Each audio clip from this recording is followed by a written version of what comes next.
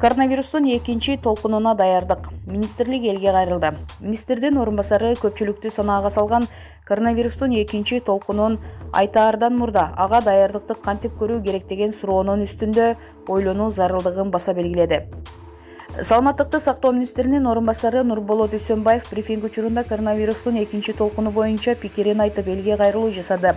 Министрдин орун басары көпчүлүктү санаага салган коронавирустун экинчи толкунун айтаардан мурда ага даярдыкты кантип көрүү керек деген суроонун үстүндө ойлонуу зарылдыгын баса белгиледи. Күзүндө жана кышында бизде сасык тумоо сезону башталат. Бул жылы сасык тумоого каршы эмдөөнү өз убагында жасоого аракет кылып жатабыз. Мен элди эмдөөнү колдоого чакырып кетет элем. Анткени сасык тумоо өтүшүп кетсе, коронавирус сыяктуу өпкөнү жабыркатат. Бул ден соолукка зыян, деди Үсөнбаев. Ал элди жыйында ден соолукту чыңдап, айрыкча балдарды күнгө күйгүзүп, таза абага көбүрөөк алып чыгууга чакырды. Ден соолугуңарга көңүл буруп, оорулар өтүшүп кетпеш үчүн иммунитетти жайында чыңдагыла. Өзгөчө өнөкөт оорулары бар улгайган адамдарга диспансердик иштерди жүргүзүү керек. Бардык ооруларды кийинкиге калтырбай убагында дарылаңыздар, деди Үсөнбаев. Булак Спутник ТЖ. Окуудан чыгарып салабыз. Контракт төлөй албаган студенттер ара жолдо калабы?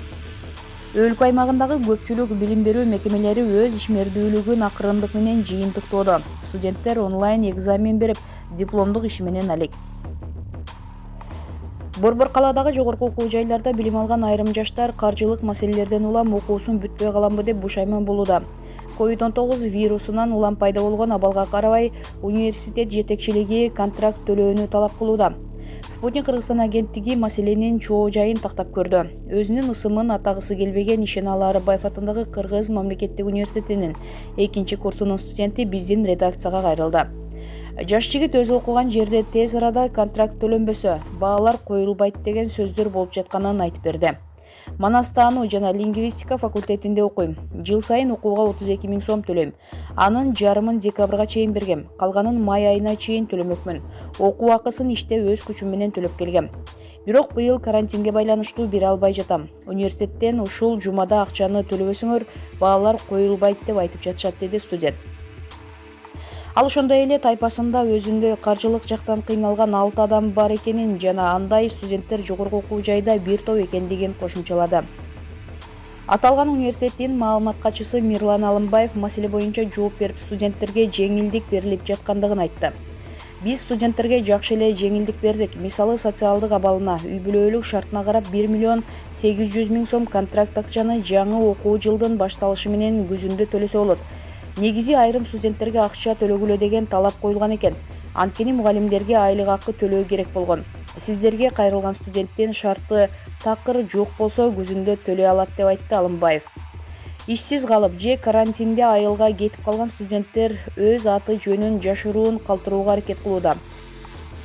Борбор калаадагы Казы Диканбаев атындагы дипломатиялык академиянын магистранты дагы жылдагыдай окуу акысын өз убагында төлөй албай, азыр кыйын абалга кептелгенин жашырган жок.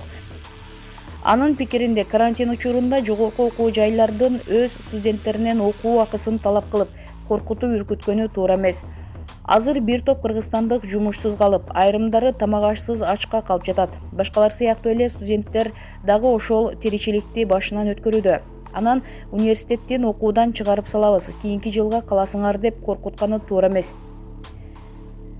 Мен дагы каржылык маселеден улам контрактымдын жарымын төлөй элекмин. Күзүндө акчамды төлөп, магистрлик диссертациямды коргосом дегем. Азыр академияны кантип бүтүрөм деп ойлонуп жатам, деди магистрант. Ал эми дипломатиялык академия магистранттар арасында акчасын төлөй албагандар жок экенин айтты. Буга чейин билим берүү жана илим министри Каныбек Исаков өлкөдөгү жогорку окуу жайлардын студенттерине контракт төлөө боюнча жеңилдиктер берилгенин айткан. Министр дагы студенттерден контракт төлөөнү талап кылган фактылары көп катталып жаткандыгын сөз кылган. Биз ар бир жогорку окуу жайдын ректоруна, кесиптик техникумдун директорлоруна сунуш кат жолдодук. Ата-энеси студенттин өзү ишсиз отурган учурда жакшы мамиле жасалышы керек. Университеттеги түзүлгөн социалдык комиссиялар окугандардын финансылык мүмкүнчүлүгүн карап чыгып, контракт төлөө боюнча ийкем график түзүп бере баштады, деген министр.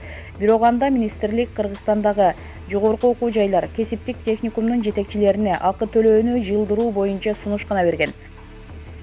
Муну менен студенттердин көйгөйү толук чечилбей жаткандыгын убакыт көрсөтүүдө. Билим берүү жана илим министрлигинин маалымат катчысы Марина Греченная абалга мындайча түшүндүрмө берди. Министрлик бардык окуу жайларга студенттердин абалын туура түшүнүп, акы төлөөнү жылдырып бергиле деп сунуштама берген. Аларга буйрук бере албайбыз. Анткени ал жагы мыйзам менен көзөмөлдөнөт. Азыр берилген сунуштардын аткарылышына мониторинг жүргүзүп жатабыз. Эгер билим алып жаткандар өзүнүн окуу жайы менен маселесин чече албаса, министрликке кайрыла алат, деп жооп берди Греченная. Кыргызстанда жалпы 50 жогорку окуу жай иштеп, аларда 223 миңден ашык студент билим алат. 15% мамлекеттик гранттык негизде окуса, калган 85% контракт төлөйт. Маалымат булагы Спутник KG сайты.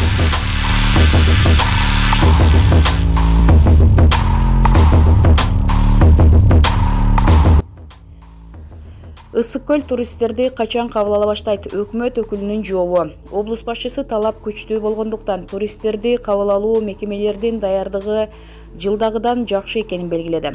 Быйыл ысык көлдө ички туризм жанданып, өзүбүздүн жарандар эс алууга көп келет деп күтүп жатабыз. Мындай пикирин өкмөттүн ысык көл облусундагы өкүлү Акылбек Осмоналиев брифинг учурунда билдирди.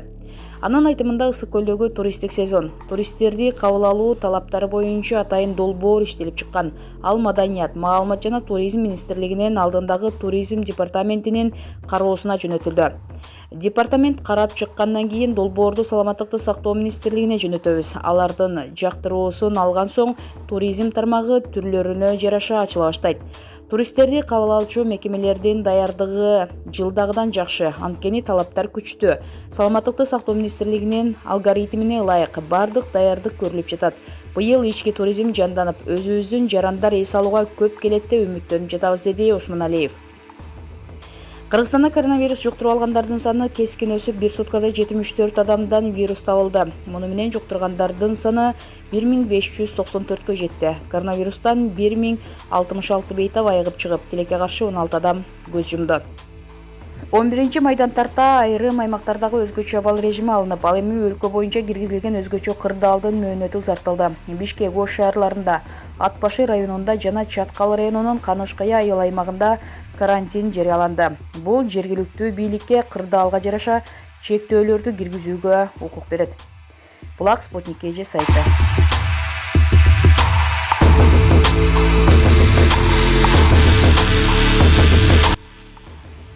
Кемин шаардык кеңеши менен мэрия окуучуларга телефон жана акчалай сыйлык тапшырды. Кемин шаардык кеңеши менен шаардык мэрия тарабынан билим берүү тармагы дайыма ар тараптан колдоого алынып келет. Бул ирет окуучуларга уюлдук телефон жана акчалай сыйлык тапшырылды. Аралыктан окууда айрым окуучулар уюлдук телефону жок кыйналып келишкен. Бул маселени чечүү үчүн шаардык кеңеш менен шаардык мэрияга мугалимдер менен ата-энелер кайрылышкан. Бул көйгөй өз учурунда чечилип, шаардагы 8 окуучуга уюлдук телефондор белекке берилди. Аларды окуучуларга Кемин шаардык кеңешинин төрагасы Кубат Мамыров менен шаар башчысы Соолойбек Досов тапшырып, калуу тилектерин айтышты. Ошондой эле 2019-2020 окуу жылынын жыйынтыгы менен Кемин шаарынын алдыңкы окуучуларына мэриянын жана шаардык кеңештин депутаттарынын атынан акчалай сыйлыктар тапшырылды. Кемин шаарындагы 4 мектептеги 9-класстар арасында 16 окуучу, ал эми 11-классты аяктап жаткандардын арасынан 18 окуучу ийгиликтерге жетишкен. Булак Турмуш KG.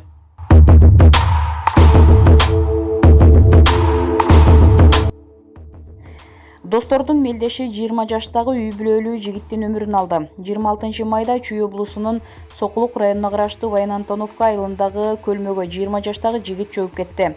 Көйлөрдүн айтымында маркум Новопавловка айылынын тургуну болгон.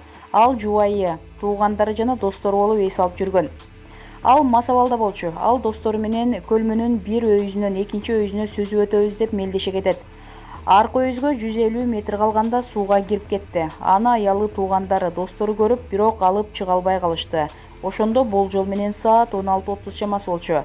Арадан 10-15 мүнөттөн кийин куткаруучуларга телефон чалууга туура келди. Андан кийин тез эле Сокулук районунун куткаруучулары жана Аламүдүн районундагы суучул куткаруучулар жардамга келишти. Алар баланы издеп, аны саат 18:33 суудан алып чыгышты деп билдиришти алар.